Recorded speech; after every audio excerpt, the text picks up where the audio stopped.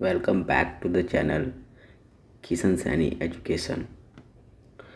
Welcome the daily Hindu news analysis editorial analysis of the 29 अगस्त 2023।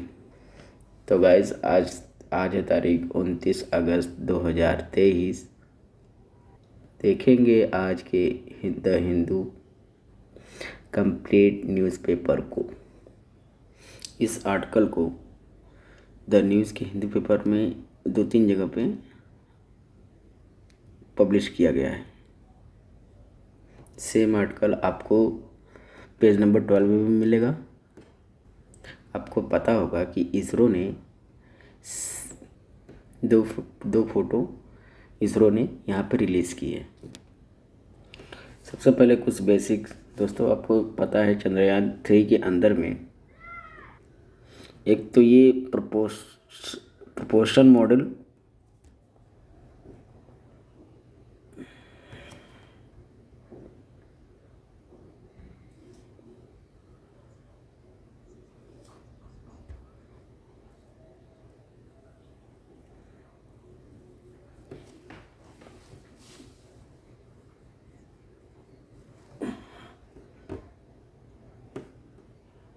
सबसे पहले दोस्तों पहले नंबर पे प्रोपोर्शन मॉड्यूल जो हमें ऑर्बिट करेगा और अर्थ की स्टडी का काम करेगा। उसके बाद ये दो चीज़ इम्पोर्टेंट चीज़ है। लैंडर क्या है कि वो चांद के सतह पर लैंड करेगा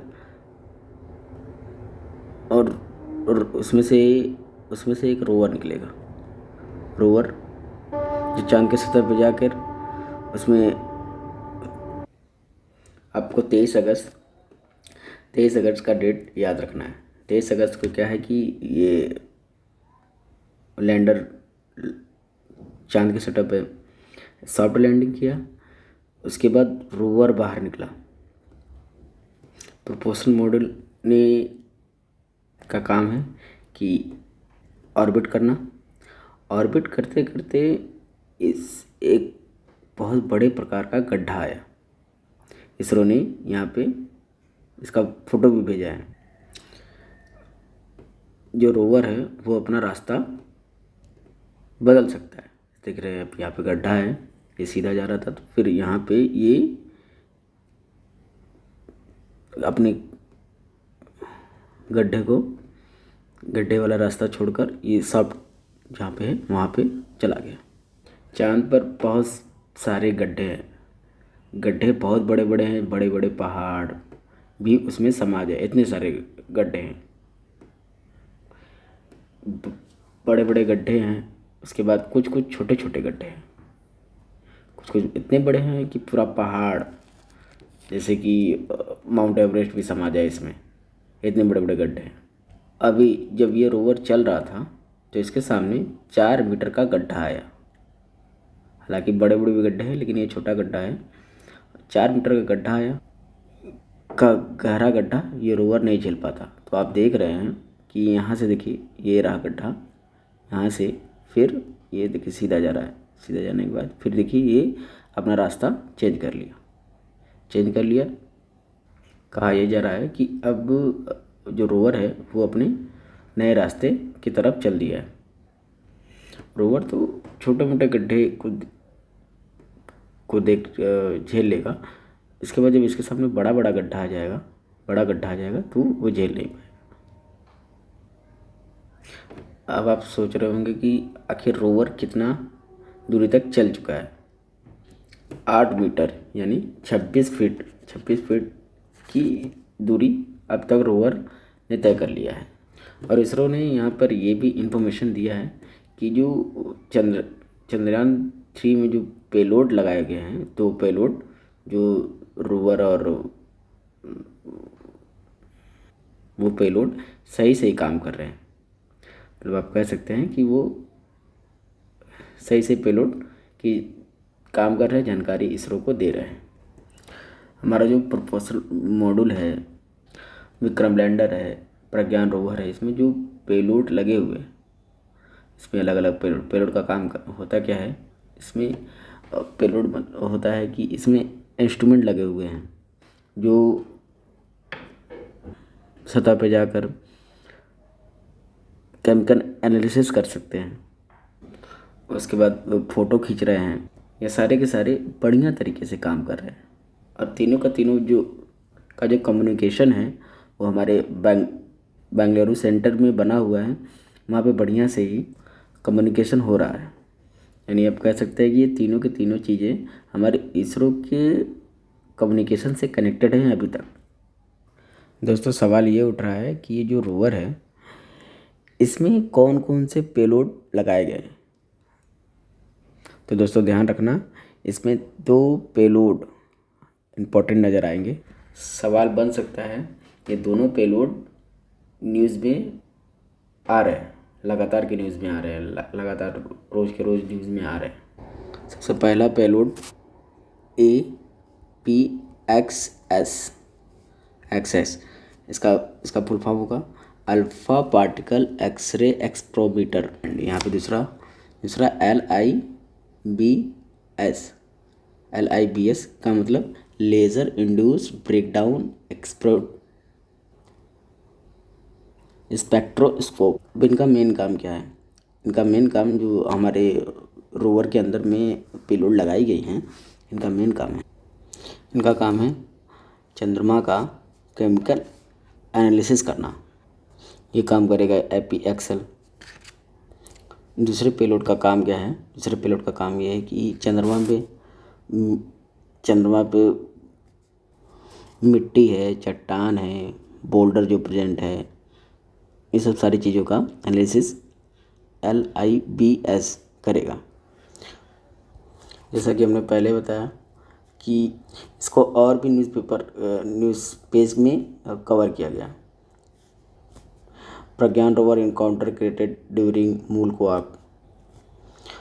इसमें ये बताया है कि कैसे हमारे रोवर के बीच में एक गड्ढा आ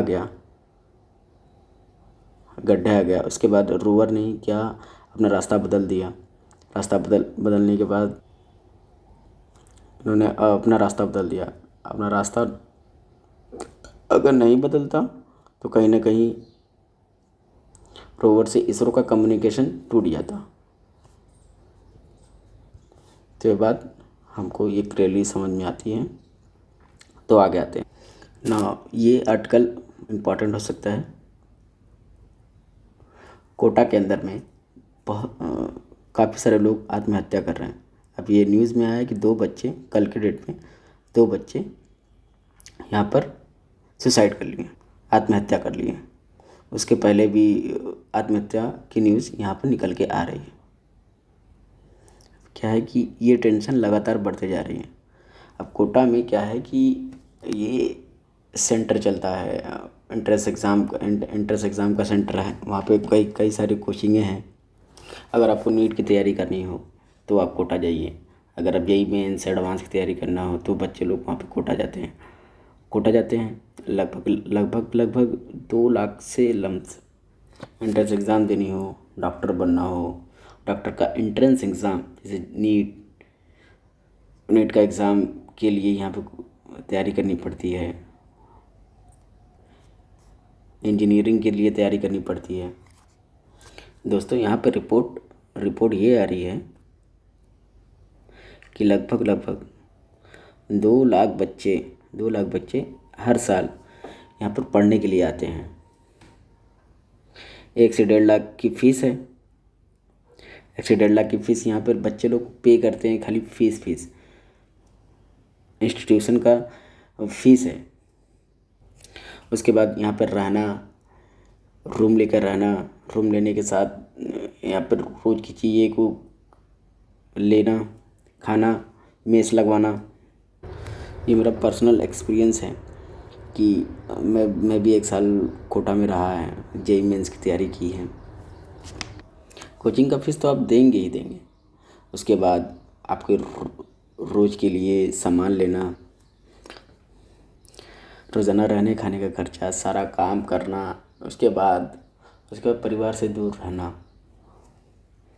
एक होता है कि इंसान इमोशनली अटैच होता है परिवार के साथ, फैमिली के साथ, वो दूर रहने से थोड़ा ज़्यादा परेशान हो जाता है। और एक बच्चा होता है कि यहाँ पे हॉस्टल पे हॉस्टल ले रहा है, वो परिवार से बहुत पहले से दूर है, तो वहाँ पे उसका उतना लगाव परिवार से ज़्यादा इमोशनली नहीं होता है। वो बैठ के अपना आराम से प्रिपरेशन कर रहा है। अब ऐसा नहीं है कि जो वहाँ पे रहा हमेशा से 2 साल 3 साल से रह रहा है उसका सिलेक्शन हो, जो पहले बार में जा रहा है उसका नहीं हो पा रहा। ऐसा नहीं, वो जा रहा है अपने मन में सोचा है कि हाँ हमको टॉप करना है, तो उसके लिए वो पढ़ाई कर रहा है, वो भी पढ़ता है, वो भी सिलेक्शन होता है। ऐसा नहीं है कि उसका हो, लेकिन यह है कि पहले उसका इमोशनली अटैच ज़्यादा होता है। अब यहाँ पर को Kota district Kota district administration को कोचिंग सेंटर को प्रैक्टिस टेस्ट लेने से मना कर दिया। प्रैक्टिस टेस्ट आप मत लो, क्योंकि दोस्तों अभी जो 2 बच्चों ने अपनी जान दी है उसका प्रैक्टिस टेस्ट चल रहा था। दोस्तों आप कहेंगे कि पढ़ाई कर रहा है प्रैक्टिस टेस्ट देने में क्या है। क्योंकि ये प्रैक्टिस टेस्ट यहाँ के सिलेबस में नहीं, मेडिकल की तैयारी के लिए नहीं है, इंजीनियरिंग के सिलेबस में नहीं है, लेकिन फिर भी ये क्या करते हैं, मान लो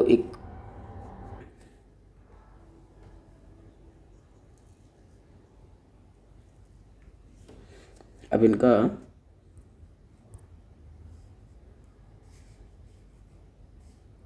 इनका प्रैक्टिस टेस्ट होगा 14 दिन 15 दिन में, 30 दिन में, 1 महीने में 1 बार या 2 बार।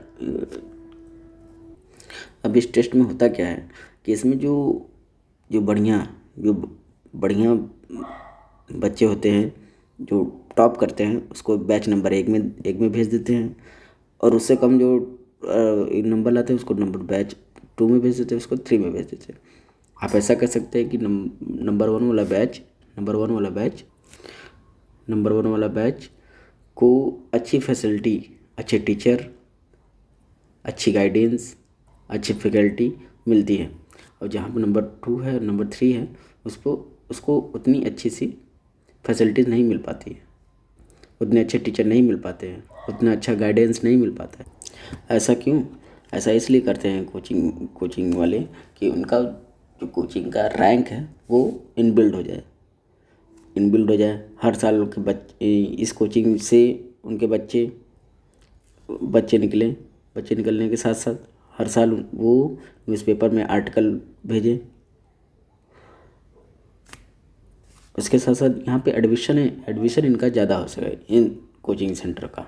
अब एडमिशन ज़्यादा होगा तो ज़्यादा कमाई होगी, इसकी वजह से इस कोचिंग संस्था करती है। और हाँ दोस्तों, ये केवल कोटा की बात नहीं कर रहे हैं, ये आप हर एक, ये आपको यूपीएससी में देखने को मिल जाएगा। मैं आपको बता दूं कि एग्ज़ाम का रिज़ल्ट निकलने से पहले बड़ी बड़ी कोचिंग जो संस्था है वो अपना ऐड निकालती है, न्यूज़पेपरों में ऐड निकालती है।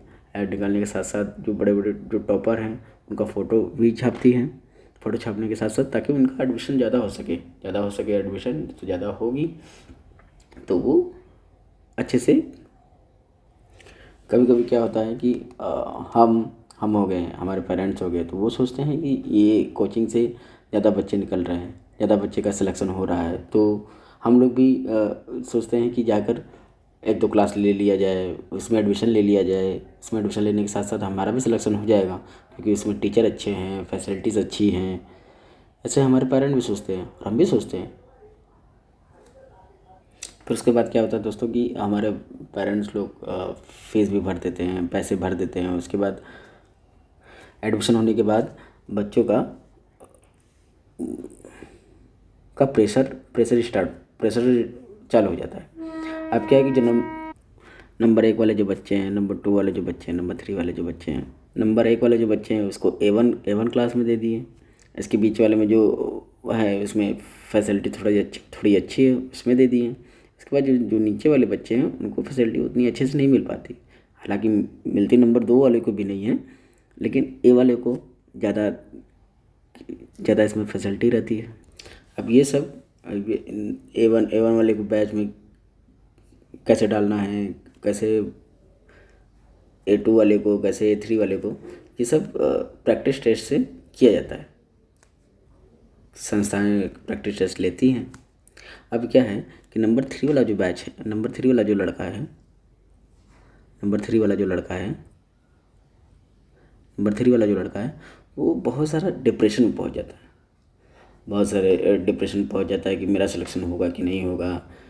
मैं नंबर 3 वाला जो बच्चा है वो तो पहले ही डिसाइड कर लिया कि मेरा सिलेक्शन अब होगा ही नहीं, मेरा सिलेक्शन होना ही नहीं है, नंबर 3 वाला बच्चा। और ए वाले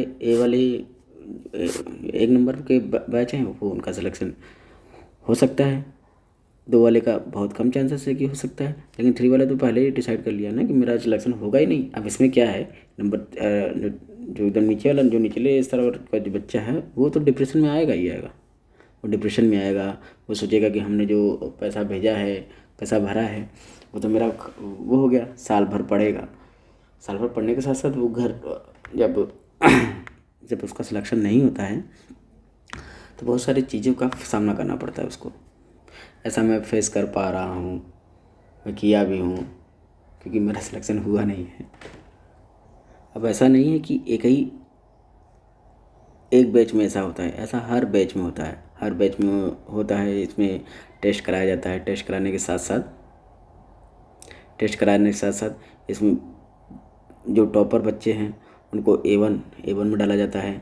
ए वन में डालने के साथ साथ और इसमें जो ए वन वाले जो बच्चे हैं, ए वन वाले जो बच्चे, उनको और टेस्ट देना पड़ता है। और टेस्ट देने के बाद जो एडवांस वाले बच्चे जो निकल के आते हैं और उनका जो उनको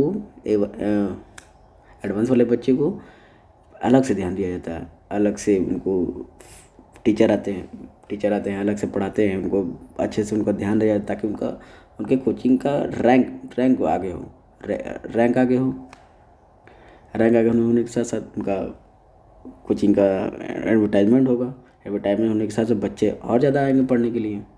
यह बिल्कुल तरीका है, यह एकदम प्लान्ड तरीका है कि कैसे हम अपने कोचिंग संस्था को आगे बढ़ा सकें, कैसे कर सकें।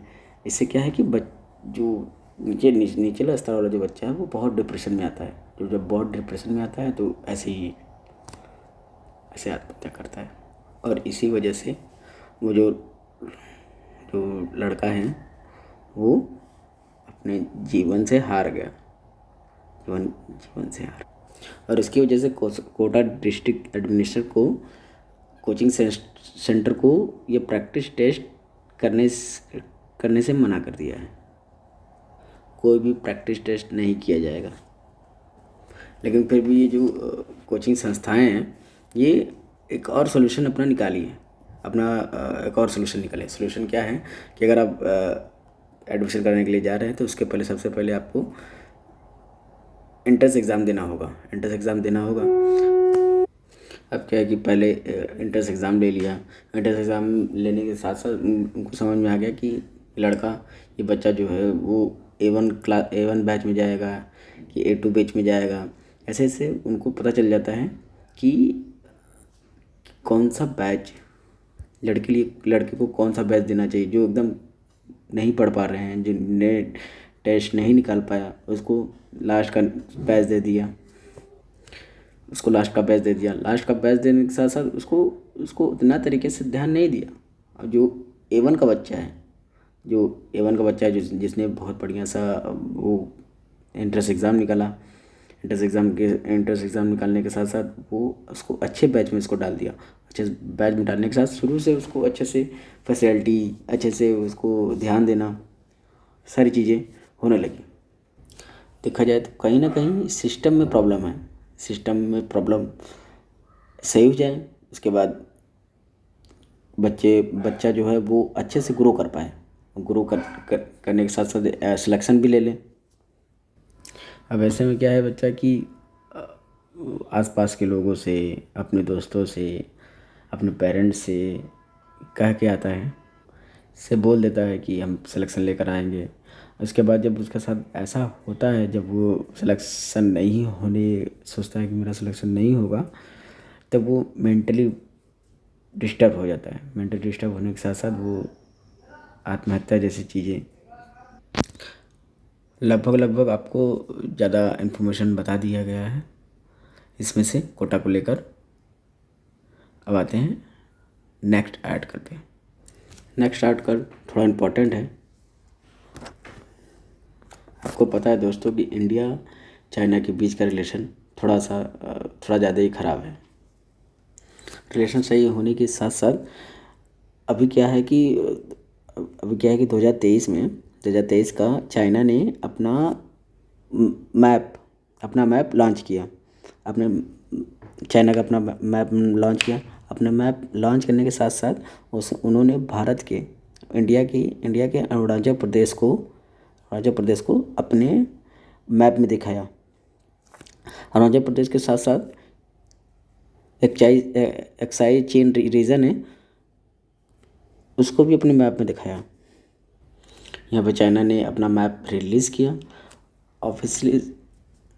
ऑफिशियल सी बात है कि ये मैप सूटेबल नहीं है। यहाँ पे उस मैप को शो नहीं किया। चाइना ने अपने चीन के टेरिटरी को शो किया है। उसके बाद इतना ही नहीं, चाइना ने अपने मैप पर साउथ चाइना सी, ताइवान वाला सीन, ये सारे के सारे रीज़न चाइना ने अपने मैप पर दिखाई है। ऐसी चाइना की हरकतें देखने को मिल रही है। इवन यहाँ पर लेटेस्ट मैप निकल के आया है। अब बीजिंग में यह अनाउंसमेंट हुई है कि अरुणाचल प्रदेश को, यानी चाइना का अनाउंसमेंट ये है कि यह अरुणाचल प्रदेश के कुल 11 जगह ऐसी जगह हैं जिनके नाम ये चेंज करने वाले हैं। ये अनाउंसमेंट बेसिकली अप्रैल में हो गया था। उन्होंने चीन ने बोला है कि कुछ नाम ये बदलेंगे। इवन अरुणाचल प्रदेश की जो कैपिटल है ईटानगर के आसपास के क्षेत्रों को, जिसके नाम जो है चाइना अभी भी बदल रहा है। नाम बदलने का लिस्ट जारी कर रहे हैं। नाम बदलने का जो लिस्ट है वो तीसरी लिस्ट है। तो चाइना की हरकतें बनी हुई हैं। जैसा कि आपको पता होना चाहिए कि ये सब क्यों हो रहा है, इसके पीछे का रीज़न क्या है। इसके याद होगा कि G20 का जो मीटिंग था वो हुई थी, कश्मीर में हुई थी, जिससे पाकिस्तान नाराज़ हो गया था। दूसरी मीटिंग अरुणाचल प्रदेश में हुई थी, जिसे चाइना मानता ये है कि अरुणाचल प्रदेश का जो रीजन है वह भारत का ना होकर चाइना का रीजन है, चाइना का क्षेत्र है, भारत का क्षेत्र नहीं है। हमने G20 की मीटिंग सबमिट कराई भी थी, जिसमें चाइना के शी जिनपिंग उस G20 की समिट में आ ही नहीं थे। अभी फ़िलहाल न्यू दिल्ली में कुछ समय बाद G20 की समिट भी होने वाली है। 9 और 10 सितंबर को मीटिंग होने वाली है। कह सकते हैं आप कि ये बहुत बड़ी मीटिंग होने वाली है और इसमें चाइनीज़ प्रेसिडेंट शी जिनपिंग आए भी, शी जिनपिंग प्रेजेंट हो, ऐसा यहाँ पर एक्सपेक्टेशन लगाया जा रहा है। अब क्या है कि भारत चीन का रिलेशन ऐसे में क्या सही हो पाएगा। अभी क्या है कि चाइना एक्साई चीन का रीजन अपने मैप पे दिखाता था। अभी क्या है कि 2023 में जो लेटेस्ट मैप आया है उसमें अरुणाचल प्रदेश को भी अपने रीजन में दिखा रहा है। खैर, मैप चाइनीज़ है तो हमारे लिए कोई काम की बात नहीं है, क्योंकि ये सूटेबल भी नहीं है। अरुणाचल प्रदेश भारत का हिस्सा था, है, आगे भी रहेगा। अभी क्या है दोस्तों, मैं एक फ़ोटो के माध्यम से आपको समझाने की कोशिश कर रहा हूँ। यहाँ पे हम इंडिया और चाइना की कौन कौन से हिस्से हैं जो विवाद है, जिसे चाइना कह रहा है कि ये हमारा क्षेत्र है। चाइना भारत के 3 क्षेत्रों को को अपना कब्जा करके रखा है। ये 3 हिस्से हैं जो दोनों देश के बीच में विवाद हैं। एक आपको दिखेगा ईस्टर्न सेक्टर पर, एक आपको दिखेगा सेंट्रल सेक्टर पर। यहाँ पर कुछ हिस्सा है जो चाइना और भारत का विवाद है। और यहाँ पे आप देखेंगे ये वेस्टर्न सेक्टर पर, स्पेशली यहाँ पर वेस्टर्न सेक्टर पर। ऐसे तो ये भारत की टेरिटरी है, ये भारत का हिस्सा है, लेकिन चाइना इस पे इलीगल। उसी प्रकार से आप देख पा रहे होंगे पाकिस्तान ऑक्यूपाइड कश्मीर, ये भी इंडिया का ही हिस्सा है, लेकिन पाकिस्तान ने इलीगल तरीके से इसको कब्जा रखा है। ठीक है, तो वेस्टर्न सेक्टर में अभी हम केवल इंडिया और चाइना के डिस्प्यूटेड एरियाज की बारे में बात कर रहे हैं। तो इन दोनों की लड़ाई कौन कौन से, एक सबसे पहले वेस्टर्न सेक्टर में रहती है इस वाले पर्टिकुलर रीजन में, दूसरा यहाँ पे सेंट्रल सेक्टर में ये 2 छोटे छोटे पोर्शन आपको दिख रहे होंगे, लगभग 545 किलोमीटर के रीजन में ये डिस्प्यूट रहता है। फिर उसके बाद में अभी जो हम बात कर रहे थे वो अरुणाचल प्रदेश की बात कर रहे थे, ये आपको अरुणाचल प्रदेश देखने को मिलेगा। ठीक है, ये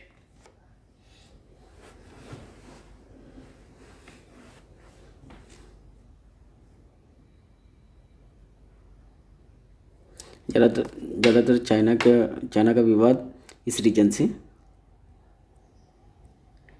में होता है, वेस्टर्न सेक्टर पर।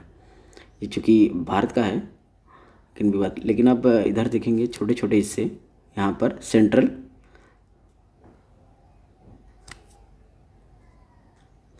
सेक्टर पे लगभग 500 किलोमीटर का क्षेत्र है, उस पर विवाद होता रहता है। और ईस्टर्न सेक्टर में अगर आप देखेंगे, जैसे अरुणाचल प्रदेश है, क्योंकि हम अरुणाचल प्रदेश का बात भी कर रहे हैं के बारे में बात भी कर रहे हैं, ये बहुत बड़े रीजन में चाइना बोलता है कि ये हमारा हिस्सा है। ये चूँकि यह इंडिया की टेरिटरी है और आगे भी इंडिया की टेरिटरी रहने वाली है। क्या है कि चाइना इस वाले रीजन को अपने मैप में दिखाता था। अभी क्या है कि चाइना ने इस वाले रीजन को अपने मैप में 2023 के में जो मैप पब्लिश किया है उसमें ये दिखा रहा है। इस प्रकार से जो इशू है न्यूज़ के माध्यम से कवर किया जा रहा है। आई होप कि आपको सारी चीज़ें क्लियर हो गई होगी, अच्छे से क्लैरिटी मिल गई होगी। चलिए आगे आते हैं। ना दोस्तों, अब हम आएंगे एडिटोरियल डिस्कशन पे। दोस्तों, एडिटोरियल पढ़ने से पहले मैं आपको इन्फॉर्मेशन देना चाह रहा हूँ कि बहुत लोग सोचते हैं कि कोचिंग सेंटर में पढ़ने से ही हमारा सिलेक्शन होगा, हम अच्छे टीचर से पढ़ेंगे तो सिलेक्शन होगा। ऐसा नहीं है। ऐसा इसलिए आप अच्छे लगन से पढ़ें, अच्छे से आप तैयारी करें, तैयारी का रणनीति है उसको अच्छे से आप एनालिसिस कर पाएँ, अच्छे से आप तैयारी कर पाएँ तो ज़रूर सिलेक्शन होगा।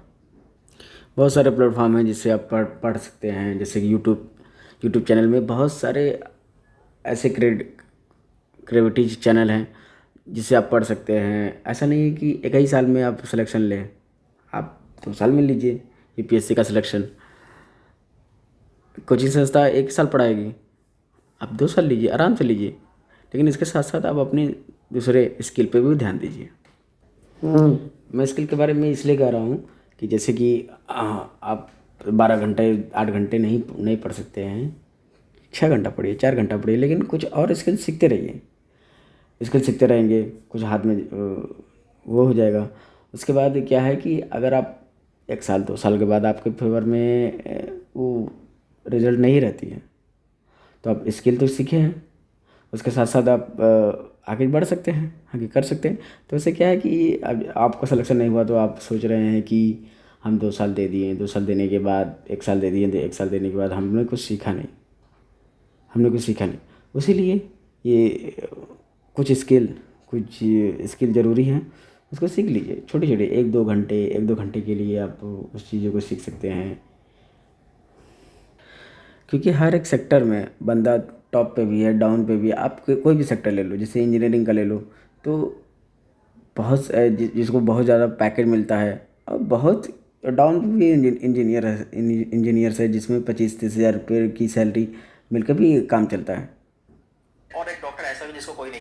डॉक्टर को भी ले लो, डॉक्टर भी बहुत टॉप पे भी है, वर्ल्ड क्लास का है। और एक डॉक्टर ऐसा है कि जिसको कुछ नहीं जानते, जिसको कुछ नहीं आता, वो सारी की सारी स्किल के ऊपर में है, वो स्किल सीखा हुआ है। डिग्री लेने के साथ साथ वो अच्छे कोई बंदा ये सोचे कि हम 5 साल तक अगर मेरा सिलेक्शन नहीं हुआ तो फिर भी काम चल जाएगा, काम चल जाएगा, तो उसके लिए वो कोचिंग जाए, सीखे, कुछ पढ़े, कुछ जानकारी इकट्ठा करे। और एक बंदा ऐसा है कि जिसके पास जिसका काम नहीं चल सकता है, ये जो बहुत सारे जिम्मेदारियां हैं, चीज़ें हैं, उसके परिवार में लोग पैसा इकट्ठा करके उसको दे रहे हैं, उसको समझता हो, फिर भी अगर सिलेक्शन नहीं हुआ तो थोड़ा सा वो उसको उसको ऑनलाइन प्लेटफॉर्म पे जाना चाहिए। ऑनलाइन प्लेटफॉर्म पे जाने के साथ साथ वो बहुत सारे ऐसे वेबसाइट हैं जो जिससे आप तैयारी बहुत अच्छे से कर सकते हैं, बहुत अच्छे से कर सकते हैं, बीट कर सकते हैं, आगे चल सकते हैं। आपको स्टार्टिंग पोर्शन पढ़ना है, आपको करंट अफेयर पढ़ना है, आपको न्यूज़पेपर पढ़ना है, वो तो बहुत सारी एप्लीकेशन से आप पढ़ सकते हैं। जैसा आप यहाँ पे कर रहे हैं वैसे वो वहाँ पे कर रहे हैं, लेकिन हाँ, वहाँ पे ये सब चीज़ों के लिए टीचर हैं, पढ़ा रहे हैं। यहाँ पे आपको खुद से इनबिल्ड करना पड़ेगा, खुद से जानकारी लेना पड़ेगा। जो आप यहाँ पे पढ़ेंगे, जो आप यहाँ पे पढ़ते हैं, वो वहाँ पे पढ़ते हैं। बस फ़र्क बस इतना है कि वो गाइडेंस उनको मिलता है। अगर आपको लगता है कि बहुत सारे लोग पूछते हैं कि हमको कोचिंग करना चाहिए सर, हमको कोचिंग करना चाहिए, नहीं करना चाहिए, तो बहुत सारे लोग, अगर आपका फाइनेंशियल बैकग्राउंड बढ़िया है तो आप जाइए, एक्सपीरियंस लीजिए। और अच्छी बात है कोचिंग करना, कोचिंग करने से आपको अच्छी अच्छी जानकारी मिलती है। लेकिन एक बंदा है कि वो कुछ कर नहीं सकता है, पढ़ना चाहिए, करना चाहिए। नाउ अब हम आते हैं नया अपने न्यू एडिटोरियल पर। यह एक एकलौता एडिटोरियल है जो न्यूज़पेपर में जो जिसमें जो हम लोगों को जानना चाहिए। India needs comprehensive sexual education. India को ज़रूरत है सेक्सुअल एजुकेशन की। इंडिया में इस एजुकेशन की बहुत ज़्यादा कमी है, वो एजुकेशन हमको देनी होगी। दोस्तों, ये आर्टिकल बहुत ही इंपॉर्टेंट है, ये एडिटोरियल बहुत इंपॉर्टेंट है, ये हमारे एग्जामिनेशन के लिए बहुत इंपॉर्टेंट है और हमारे अवेयरनेस के लिए भी बहुत इंपॉर्टेंट है। बहुत कुछ जानने को मिलेगा। तो चलो अब शुरू करते हैं। यहाँ पर राइटर कहते हैं, राइटर का कहना यह है कि अभी कुछ दिन पहले एक आदमी और उसका एक बच्चा जो माइनर है, जो कि 18 साल से कम है, उसको अरेस्ट कर लिया गया। अरेस्ट क्यों किया गया? उन लोगों को अरेस्ट इसलिए किया गया था कि जो 5 साल की जो बच्ची थी, बच्ची को सेक्सुअल एब्यूज़ किया था इन दोनों ने मिलकर। इस वजह से इन दोनों को अरेस्ट किया गया। और ऐसा एक नहीं है, हमारा जो NCBR है, सॉरी NCRB, NCRB क्या करता है? NCRB करता है कि हमारा जो रिपोर्ट है, क्राइम रिपोर्ट हमको रिपोर्ट करके देता है। NCRB ने पॉक्सो एक्ट है, जो POCSO protection of children from sexual abuse act के तहत 2023 में 51,863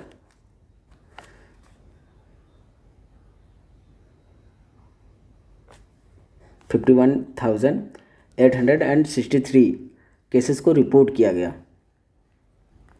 51,863 में से 33,348 मतलब 33,348 केसेस जो हैं वो चिल्ड्रन एक्ट, वो सेक्सुअल असॉल्ट के केसेस थे।